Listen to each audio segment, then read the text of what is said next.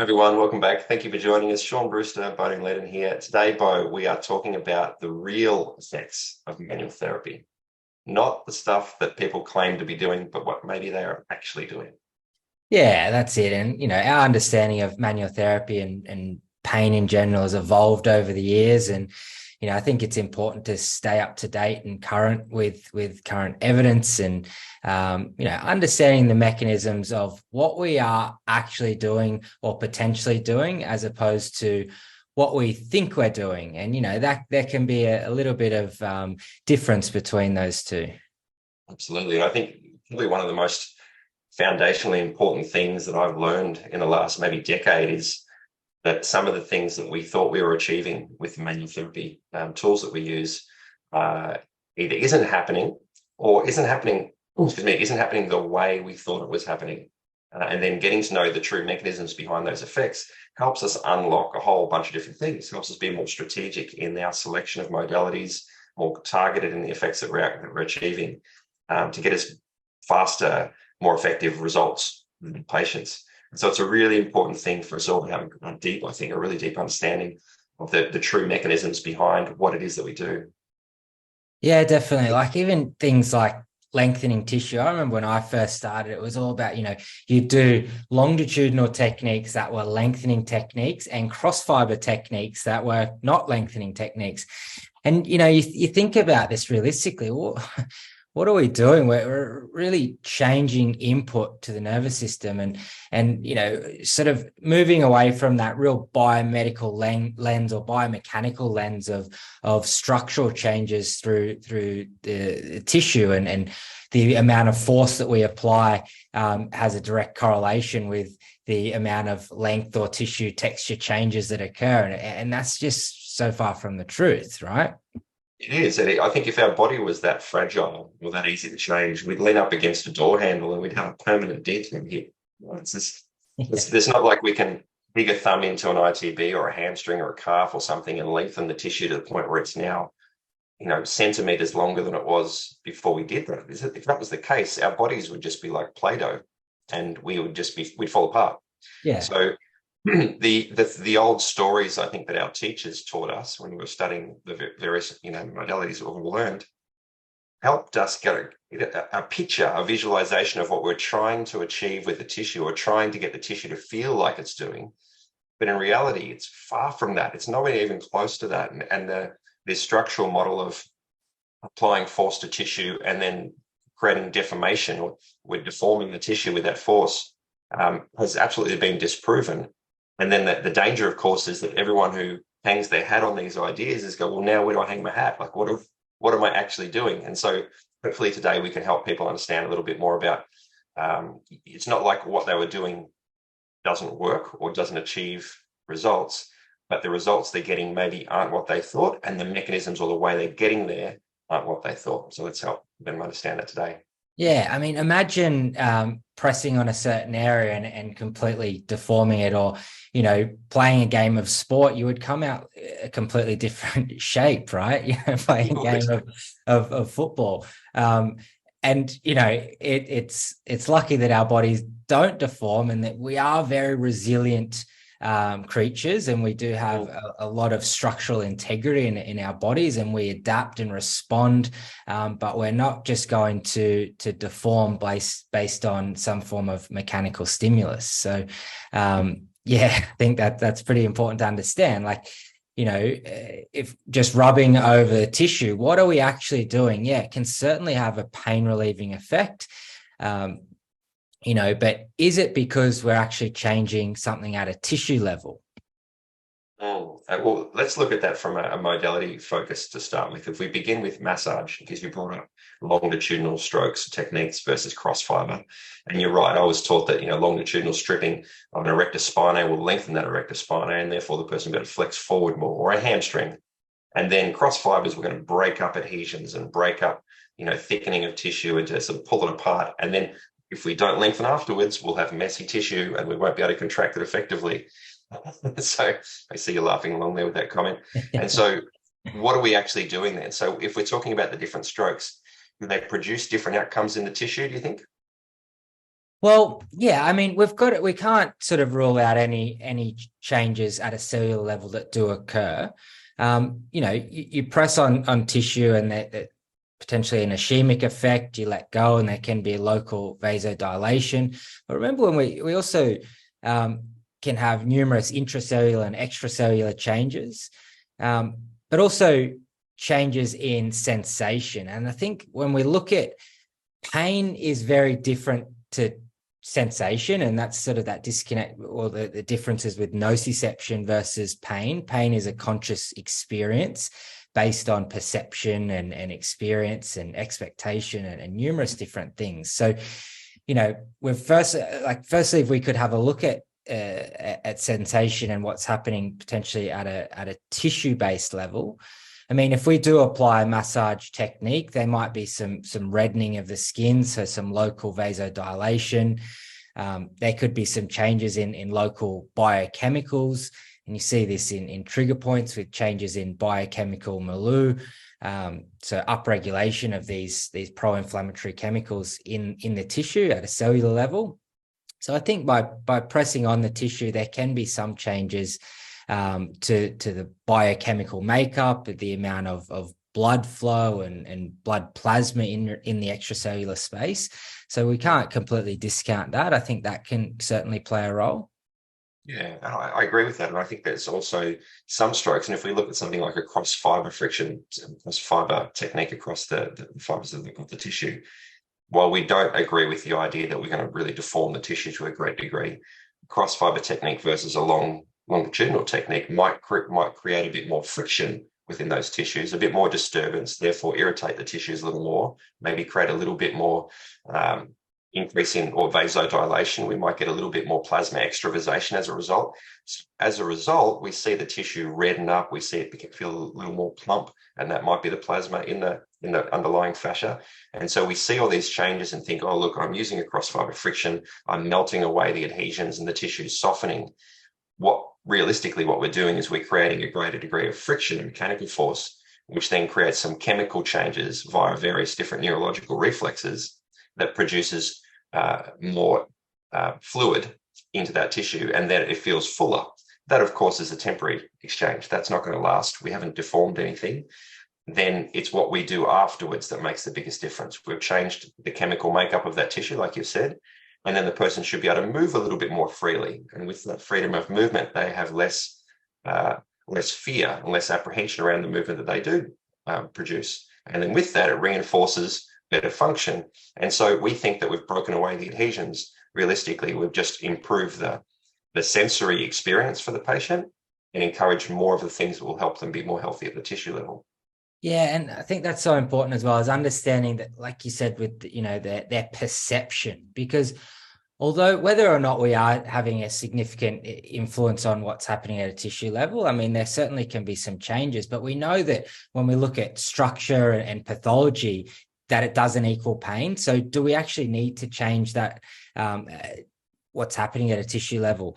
When you look at the changes in sensation and if we can have some sort of intervention or, technique that changes the sensory input to the central nervous system, that is now a different sensory experience. And there can be all sorts of chemicals that can occur as far as changes at the second order neuron or at the dorsal horn.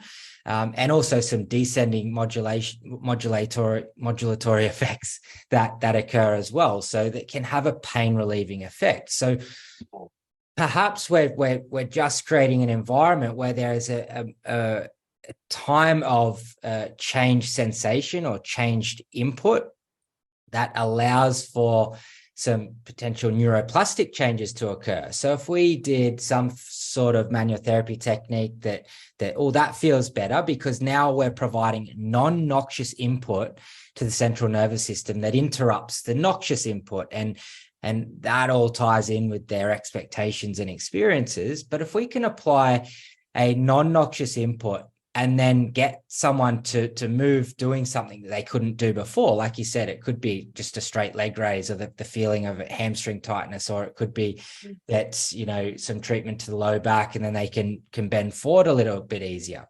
So does that create a little window where we can now allow these neuroplastic changes to occur, and new learning mechanism as far as the learned movement patterns and interrupted, interrupted messages that would previously be experienced as nociception or even perceived as pain? So, yeah, I think that's interesting when we look at the change in perception and how we can use manual therapy as a way to modulate pain in the short term that could potentially influence neuroplastic changes that could occur over a longer period. Yeah, absolutely. And that brings me to, I guess, the next point, which is specificity of technique. And if we stay with massage for the moment, there's lots of different schools of thought around on direction of strokes, and the number of repetition of a stroke, or how long you hold it for, and how long, you know, the speed and all these sort of things. And I think we have to realize that the body, while it won't be deformed as easily as we may have once thought, it also won't be led as easily as we once may have thought. So when we talk about can you work proximal to distal through a thigh, do we risk, you know, causing vascular return issues? Are we having difficulty with circulation as a result? Because I was taught, you know, you always have to work distal to proximal to help the circulatory system. If our circulatory system was that fragile, putting a pair of socks on would probably cut off our circulation. There's more than one blood vessel. You know, if you strip down an artery, it's not like it's going to stop the blood flow altogether. So we have to realize that the body is pretty robust, like you said before. Direction of technique, speed of technique, repetitions, number of strokes doesn't really make a big difference physiologically. And so then the patient says, oh, but when I have a treatment from this person who does it like this versus this person does it like that, I have a vastly different experience. Okay, so there's more to it than just the physiology. There has to be a psychological component, an environmental component, a belief component, and then all of that contributes to this placebo effect. And the placebo effect, I don't say that in a negative way. I think placebo is really powerful. And if we can harness it effectively, we get amazing results. You look at all of the modalities out there that make no sense to us physiologically. If there's enough belief, enough rapport built, enough trust, enough expectation, and then maybe a little bit of ceremony around the application to just really enhance that belief, then people get incredible results that nobody can explain. And so then the practitioners of these modalities have to come up with an explanation. And more often than not, those explanations are flawed when it comes to the science, because there's such a unexplainable overlay of components that aren't rooted in science. They're rooted in psychology and belief and behavior, which, again, I just want to reiterate, doesn't make them any less important, useful, or powerful. They're just not the things that maybe we thought they were. It's not the direction of the technique. It's not the speed. It's not the fact that you flick a tendon this way or a ligament that way, or you turn a tissue this way. It's not a machine. The human body's not a machine. It's a complex organism that has more than just the physical component to it. Yeah, you see this all the time as well, don't you? Like, oh, I use this technique on my shoulder pain patients. It's like, well, if you really, really strongly believe in that technique, you're probably more likely to have a better effect, because your patient then more strongly believes that they're going to have a positive result. And that is the placebo effect, right? Beliefs and expectations of a positive result. You know, and you can have the opposite, where you have a nocibic effect, where if you don't really think that something's going to work, you use negative terminology, negative languages, which could potentially equal negative expectations. So you'll see where some practitioners will have a very strong bias towards a particular technique, and like you said, makes no physiological sense what you're doing and why you're doing it, but it works every time for all of my patients, no matter what they're presenting with. It's like, okay, well, is it the technique, or is it something else that's going on when we look at the psychology behind it? And, you know, I'm not saying that it's always a bad thing, but, you know, I think the narratives behind these types of things, they can have a negative effect in the long term, based on, what a patient believes is actually happening. So yeah, that can be a real tricky one, but the importance and the power of building a positive relationship and the social connection, the trust, rapport, all of that sort of stuff in a therapeutic relationship, that is where there can be a lot of benefits from. And while you think it's all based on this specific structure and this specific technique, well, I mean, that could be one factor. It could not even be an issue. There could be numerous other things that are going on. Yeah, 100%. And that narrative you're just talking about around what we tell our patients, when I do this technique, it releases your Achilles or releases your pec major. Like we understand that releasing something means it's go. And so unless we're using a scalpel, we're probably not releasing anything with the manual therapy we do. And so that kind of language tells our patients that, yes, your body is deformable.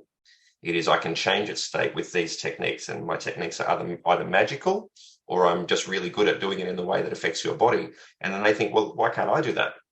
And so they go and get themselves a pressure tool, a massage ball, or some kind of massage gun, or some kind of device they can lean against, and they will create ischemia by pushing into it to try to deform their own tissue, thinking that, well, if it hurts when I had the massage, I should probably hurt myself when I go home, and maybe that'll help me in the same way. And this is the problem with the narrative, right, that we tell our patients. Unless it's true, unless we give them the facts and say this is what we're actually achieving, it's very easy for them to extrapolate that out into something that will be unhelpful for them.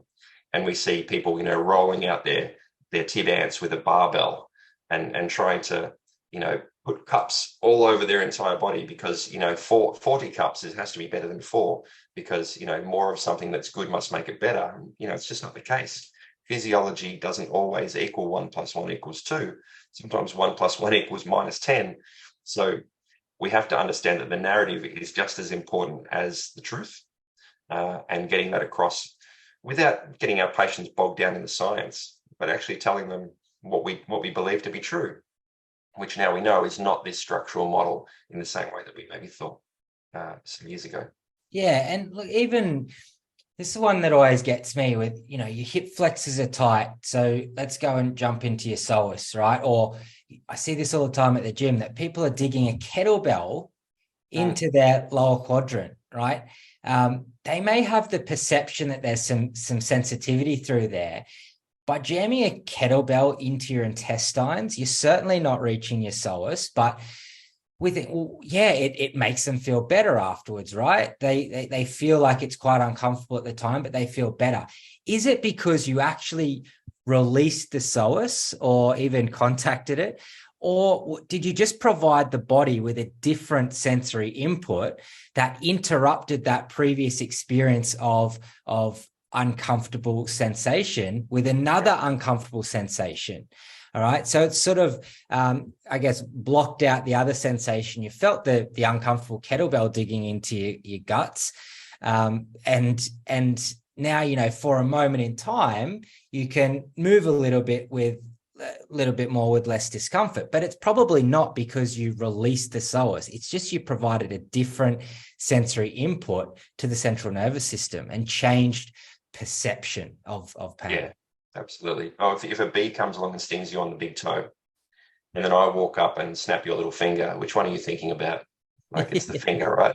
Yeah. So it's the lesser of two evils. And you're right, sticking a kettlebell in there, and they might go, but I feel like I can extend my hip a bit better. Well, yeah, maybe because of that different sensory input that you created, you have less nociception, less fear avoidance, less, you'll move better as a result. So, there is, we often talk about the Arndt-Schultz law, the physiological effect. When we combine this input to the body and then the benefit you get out of that, at a certain point, it starts to tip over the edge and go down the other side. And this is the danger with the wrong narrative, is patients will think more is better, or, an increased amount of something is better. And that's not always the case. And the kettlebell is a great example of that. If we go from massage now and take that so away from the soft tissue stuff into something a little more structural, we think about your average visit to the chiropractor or osteopath or physiotherapist, and you get maybe an adjustment in the neck. I woke up, my neck's stiff, it's jammed, I go, they they adjusted my neck, they put it back in, and now I've got my movement back. We've talked about this before, but I think it's important to chat about it again. Yeah, I think, there can be some cellular changes that do occur for sure. There can be some descending modulation that occurs. So this pain inhibition, but also think that as well, like you see a lot of videos of this on social media where you get this big crack and then they're both the practitioner and the patient are laughing, and one of them might be in a bit of shock, like, oh wow. So you see that as like, that's sort of quite a significant event that can also move or shift the attention away from the nociceptive source, and that's a different input to the central nervous system. So the perception of pain, the perception of range of motion can all be changed. So again, it's a different input to the central nervous system, and no doubt there's some pain relieving effects that can occur. But what are those pain relieving effects, and why? Is it because something was out of place or something was stuck? Unlikely. But is it because of various neurophysiological mechanisms that occur? More than likely. And also the expectation of a greater benefit is also a very, very likely mechanism.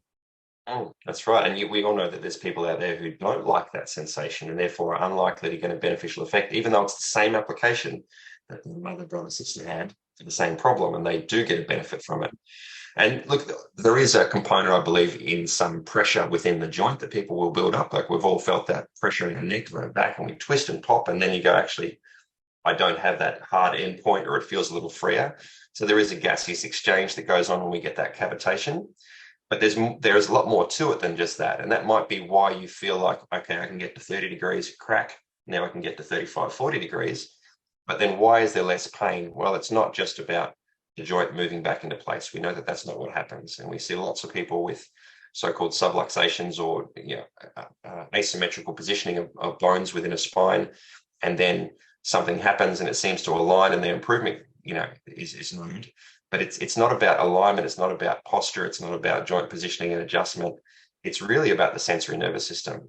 Everything we do in manual therapy comes back to sensory input and then a physiological change. It's not about deforming, moving, adjusting, creating new positions of things. It's sensory input that creates different physiological effects. Sometimes those effects are, in the case of a manipulation of a spine, for example, there might be a change in pressure build up in a joint. Yes.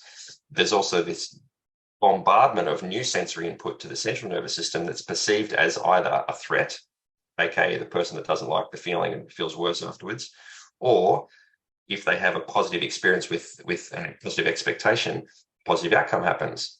And we get better somatosensory reporting, improved awareness or proprioception of that bone in space within the body, and therefore the muscles around that joint are better facilitated to adjust their tone. It might be a reduction in tone. I feel better, I can move better. It might be an increase in tone. Actually, I feel a little more stable in that joint now. You've popped my shoulder back into position. Well, no, maybe we've just improved your subconscious awareness of it. That idea of proprioception at the joint helps us understand why so much of this joint-based work actually works.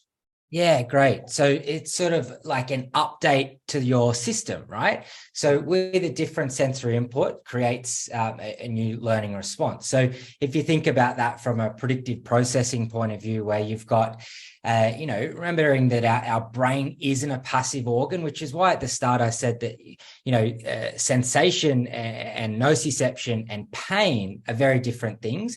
So that the brain isn't a passive organ that just waits for sensory input. There is a subconscious prediction that is occurring sort of ahead of time. So when we have sensory information coming in, we have an expectation and a prediction that's based on our previous experiences that sort of meet halfway. And if that sensory information matches the prediction, that creates feedback, and that was an appropriate response. So, Shaun, before you mentioned the fear response and the protective response, right? So if that is equal, right, our prediction and the sensory input, that protective response from the nervous system would be appropriate. So someone that's got low back pain and they bend forward and it causes pain, they know that that's going to cause them pain because that's based on their predictions and their previous experiences. So that's when that information works, right? And then if we change that input by applying some sort of manual therapy intervention or exercise intervention, whatever that is, that creates now a mismatch between that sensory information and the prediction and the expectation. So now there's a little bit of a mismatch there, and that's called a prediction error. Now, a prediction error then creates feed-forward response. Now, this feed-forward process creates updating of our system. So it's sort of telling us, our nervous system, that response, the initial protection, isn't quite right because now we're receiving different information. So we have to update our model. We have to update our system. And this is a new learned response. Now, earlier, I also spoke about neuroplasticity. So if we are creating this updated system, this is where we now have new neural synaptic connections. So changes in the way that these synapses are communicating, which can break or disassociate the previously learned pattern. Like when we have an association with movement and pain, okay, when we apply some sort of intervention, whether it be manual therapy or exercise, we're trying to disassociate that movement with the pain so that the person now has pain-free movement. And then the more that they do that, the more that they can create these new neural pathways and move in a more comfortable way with less pain. So that's sort of that predictive processing model. And it's much less about, what you did to the tissue, but more about the change in input to the central nervous system, the change in perception and prediction, and an update of the internal model. 100% agree. And so this is a nice way to frame up then to do as a practitioner. So if we're talking about an update to the system, we're talking about providing new sensory input to the body so that it perceives an error in what it expected to perceive. I hurt when I flexed forward. I had a massage. I had a chiropractic treatment. I had a dry needling intervention. I had whatever it might be. Now when I flex forward, it feels better. They must have fixed me, or that something's changed. They adjusted the tissue, the bone, whatever it might be, something's changed. And so now the flexion to forward position previously caused problems, now doesn't. Okay, so that's great. I now know that manual therapy helps me. And that is often where people draw a full stop. And that's the problem, right? This is the problem with our modality of manual therapy, is we go, well, I can change the tissue, I can make you feel better. There you go. Patient walks out the door. Fantastic. I've been to see Bo. He fixed me. I've been to see Shaun. He fixed me. All I need to do now is come back and see them once a week for the rest of my natural born life. And this is the problem. And so, like you said, we need to then take them to the next step. And the next step is, okay, now you've got some freedom of movement back. Now you've got some pain. You've got less pain and some more opportunity to try and do more things. You should do and try more things. It's what you need to do now. And so that we don't have a prediction for negative outcomes. Now what we have is prediction for freedom and comfort and no pain. Reinforce the positive. And this is about taking a passive intervention of manual therapy, whether it be massage or manipulation or mobilization or dry needling or cupping, or there's a dozen things that we do.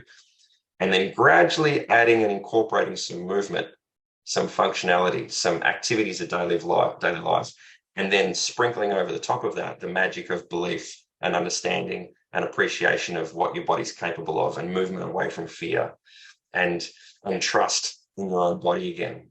Sprinkle that over the top and then keep them moving down that track, because the second that they go, I've had the intervention, I've had the change, therefore I'm resolved, we all know that 4 or 5 days later, they're calling you up going, can I make another appointment? And this becomes the rotating, door of the same 20 patients that you see every month, 30 patients, 100 patients, wherever it might be. Coming back to you for maintenance. And the human body shouldn't be maintained, in my opinion. It should be given the right cues, pointed in the right direction with the right tools, and say, there you go do it. And that's great. Like when we look at, to give you an example in manual therapy, and you sort of spoke about some sort of movement intervention.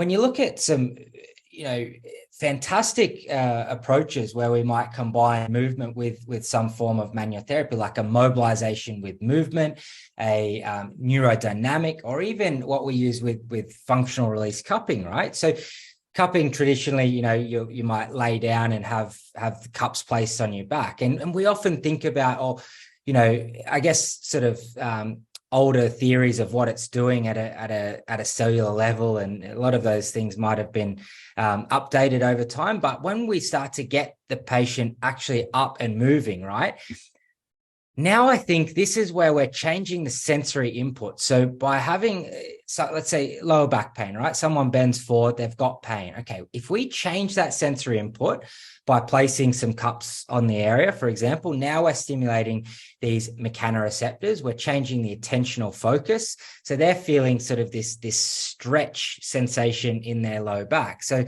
now they can bend forward with a different sensory input. So that previous model that they had, where forward flexion equals the perception of pain based on their experiences and their expectation, now we've interrupted that with a new stimulus that, hang on a minute, now I don't feel that. So that creates that feed forward learning response, where it's an update of their internal model.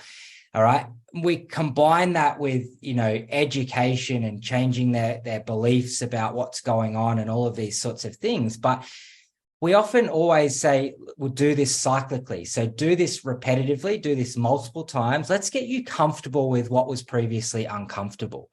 All right. So they do that multiple times. They get more comfortable with the movement, cups come off, and then we get them to repeat it and repeat it and repeat it again. So this is where we're going to get those neuroplastic changes. It's the same thing with symptom modification of, using joint mobilization, where you might apply a passive glide to their lumbar spine while they move it, while they bend forward. Again, this is a non-noxious input to their central nervous system that changes the input, changes their perception, updates their internal model, and then they can start to move with less pain. So I think that's really important to look at it like that, rather than, what I did was I pushed a joint back into place, or I lengthened out their tight muscle. Well, there's probably a bit more to it. Yeah, 100%. And so I think, summing this up then, we've got to look at, there's 2 or 3 components to this. There's the psychological component to it. There's the neurological component, which crosses over into part of the psychology, where we get this system update. So we're changing sensory input to get a confused signal, not a confused signal. I want to reframe that, to get a new updated signal, a new updated message that doesn't match the old one, which then teaches that person that maybe there's an opportunity to not be in pain here. And then through that lack of fear and and it's not always a conscious fear, it's apprehension away from discomfort.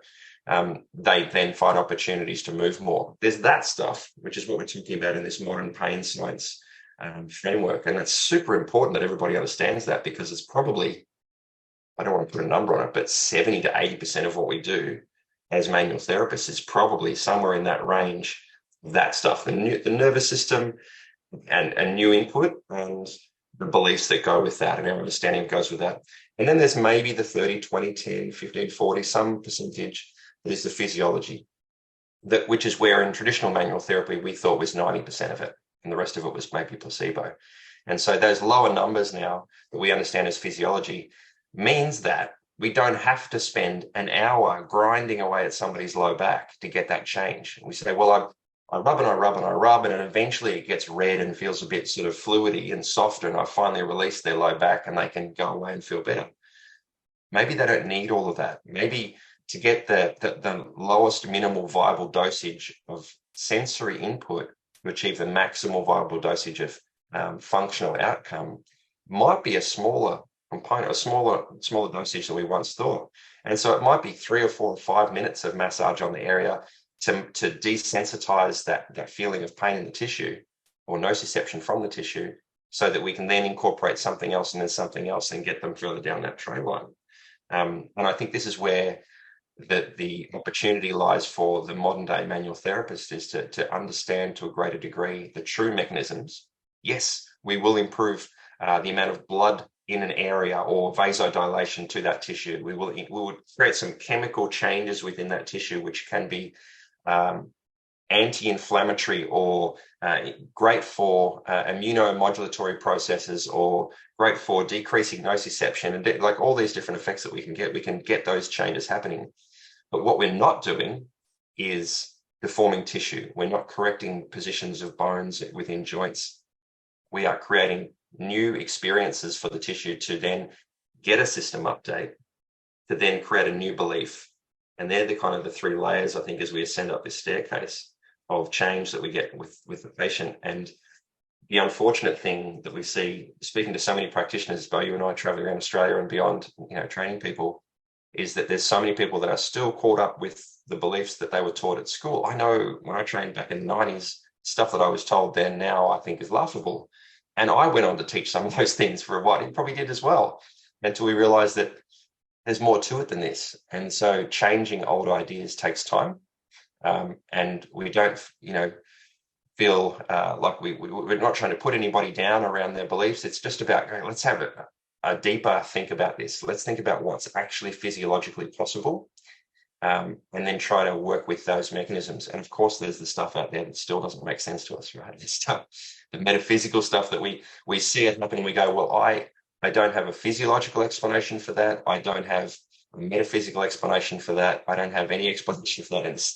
And that's probably where the only thing we can think of is the beliefs and the biases and the expectations and the things that they may take the patient with them and get those outcomes. But that's not something we can effectively hang our hat on and say, well, that's something I can use every day in clinical practice. We have to start with the science. We have to start with the thing that makes the body work, which is physiology, and then build in the neuroscience, and then build in the psychology, and build on top of that. I think in that order is the way to go.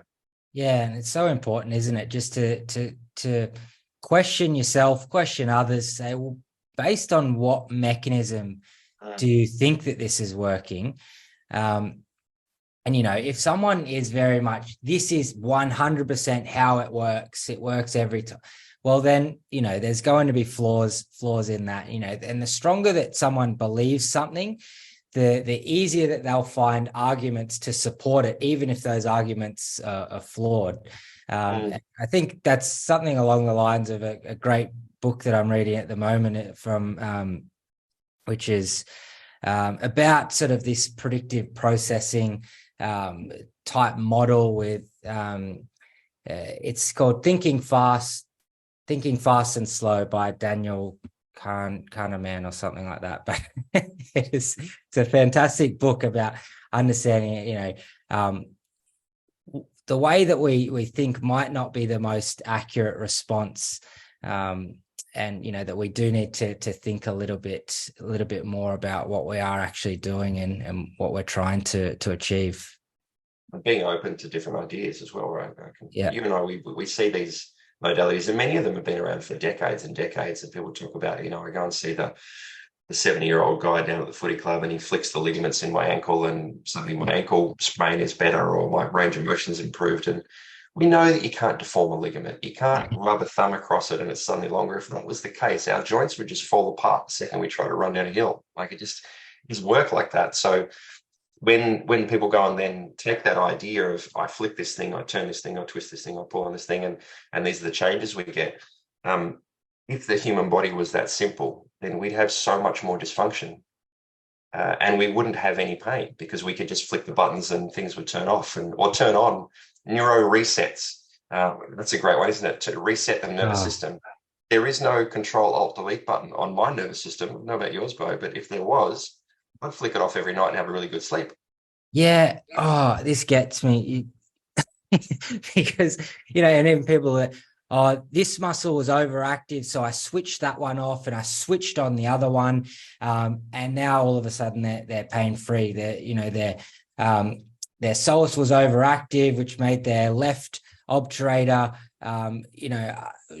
weak and not firing and dysfunctional, causing their left big toe to go into valgus, and that's why they've got pain. It's like, wow, how'd you come up with that explanation? But it's just not like, we can't just switch things on and switch things off. It just doesn't work like that. So That's probably a whole can of worms in that discussion. It is, and if anyone wants to be entertained, I guess scroll through Facebook until you find myself or Bo asking questions to somebody who's making one of these claims, and you'll see that the conversation that ensues often will draw out the faults in these ideas, because it's unfortunate, right? It's so easy to buy into your own bias. You know, if you do some of those things where you activate or switch on or switch off a muscle and you get an outcome that seems positive for the patient, it's so easy to say, well, there you go, I was right. You know, that was an overactive muscle, and I did some cross fiber work to decrease the tone, and then I did some stimulatory work on this one to increase tone, or I contracted and relaxed and used an MET or something, and balanced those muscles or reset the nervous system. These phrases, while they are seemingly, you know, not damaging, they can be so damaging, because then they lead the practitioners that are learning them and the patients that they are treating to believe that the nervous system can be switched on and switched off. And then when they start to feel dysfunction, they must be hyper facilitated or inactive or deactivated or something. It's just, we're not robots. It doesn't work like that. And so, yeah, we come back to this same idea of mechanisms of effect, physiology, right? We have to start with that and then build on that with our better understanding of the nervous system and all the things that interplay with that, and then build on that with our understanding of psychology and the brain, not just the nervous system brain, but the mind, all the things that come with belief and trust and rapport and good communication and faith in our practitioner and the exchange that we have with them. So it's there's a lot more to than just flicking muscles and poking tendons. Oh yes, very much so. All right, let's call that one quits for the day. Thanks everyone for watching, listening, and we'll catch you on the next one. Thank you.